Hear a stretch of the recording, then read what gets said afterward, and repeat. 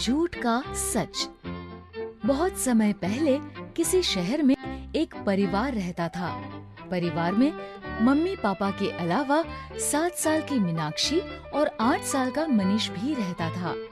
मनीष और मीनाक्षी दोनों बहुत झूठ बोलते थे। वो हर बात पर झूठ बोला करते थे। ये लो, तुम भी लो। बच्चों, तुम क्या कर रहे हो? ये आवाज कैसी आ रही है? लगता है मम्मी पापा आ रहे हैं। अब हम क्या करेंगे? वही जो हम हमेशा करते हैं। सारे कपड़े ऐसे बिखरे क्यों हुए हैं? तुम दोनों ने कमरे का क्या हाल बना दिया? लेकिन हमने कुछ नहीं किया। हाँ मम्मी, खिड़की से कुछ बंदर कमरे में घुस आए थे। ये सब उन्होंने ही किया है। इस तरह वो हर बात पर झूठ बोला करते थे। मम्मी पापा उनकी इस आदत से बहुत परेशान रहते थे। एक दिन मम्मी पापा किसी काम से बाहर गए हुए थे और बच्चे घर में अकेले थे। वो अपने कमरे में बैठकर स्कूल का होमवर्क कर रहे थे। तभी उन्हें बाहर लिविंग एरिया से कुछ गिरने की आवाज सुनाई दी। भैया, ये लिविंग एरिया से आवाज कैसी आ रही है? लगता है घर में चोर घुस आए हैं। चोर? अब हम क्या करेंगे? घर में मम्मी पापा भी नहीं है। धीरे बोलो, चोर ने सुन लिया तो वो हमें भी चोरी करके अपने साथ ले जाएंगे। भैया, मुझे बहुत डर लग रहा है। मुझे चोरों के साथ नहीं जाना। तुम चिंता मत करो, मैं अभी पापा को फोन करता हूँ। ये कहकर मनीष ने पापा को फोन लगाया, लेकिन पापा का फोन बंद था। लगता है पापा का फोन बंद है। अब हम क्या करेंगे? लगता है अब हमें ही कुछ करना होगा। लेकिन क्या?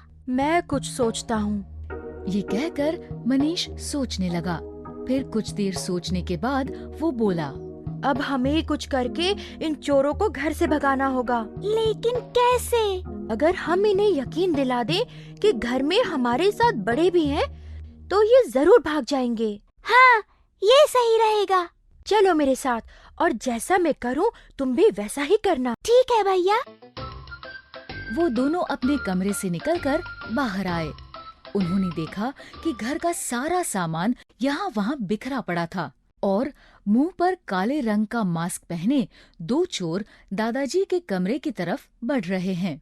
ये देखकर मनीष जल्दी से बाहर लिविंग एरिया में आया और अपने कमरे की तरफ मुंह करके जोर से बोलने लगा।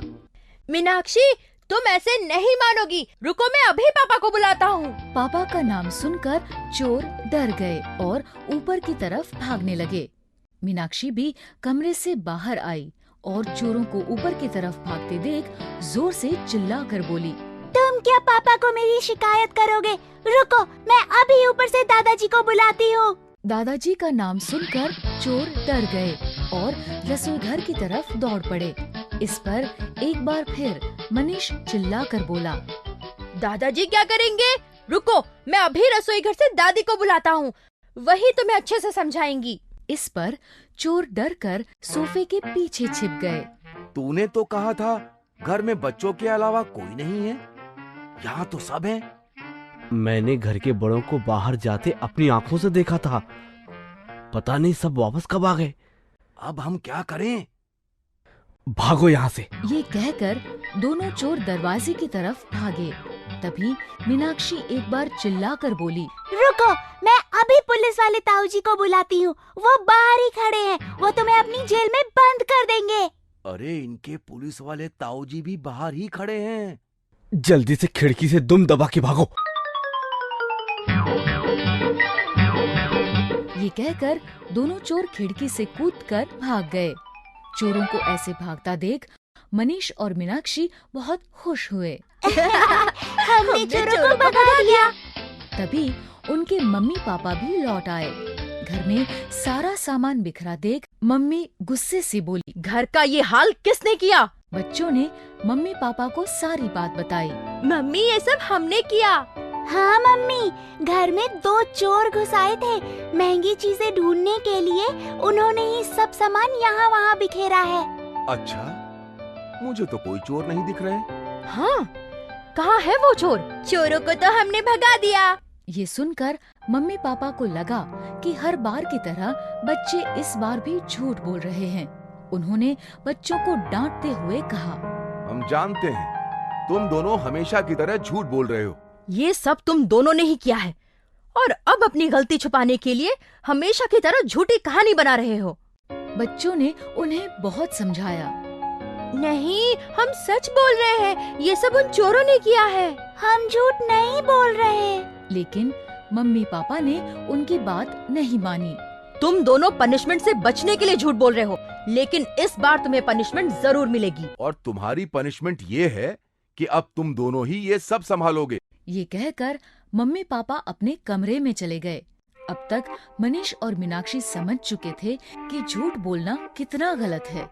उनकी आंखों में आंसू आ गए। वो रोते हुए बोले, हमारे झूठ बोलने की आदत की वजह से मम्मी पापा हमारा विश्वास नहीं कर रहे। शायद झूठ बोलने से ऐसा ही होता है। और उन दोनों ने तय किया कि आज के बाद हम कभी झूठ नहीं बोलेंगे। इस तरह मनीष और मीनाक्षी को उनका सबक मिल गया और फिर उन्होंने कभी झूठ नहीं बोला। तो बच्चों, इस कहानी से हमें ये शिक्षा मिलती है कि हमें कभी झूठ नहीं बोलना चाहिए, क्योंकि बार बार झूठ बोलने के बाद अगर हम सच भी बोलते हैं तो सबको हमारी बातें झूठ ही लगती हैं। अगर आपको हमारी वीडियोस पसंद आ रहे हैं तो इन्हें लाइक करें, कमेंट करें और सब्सक्राइब करें।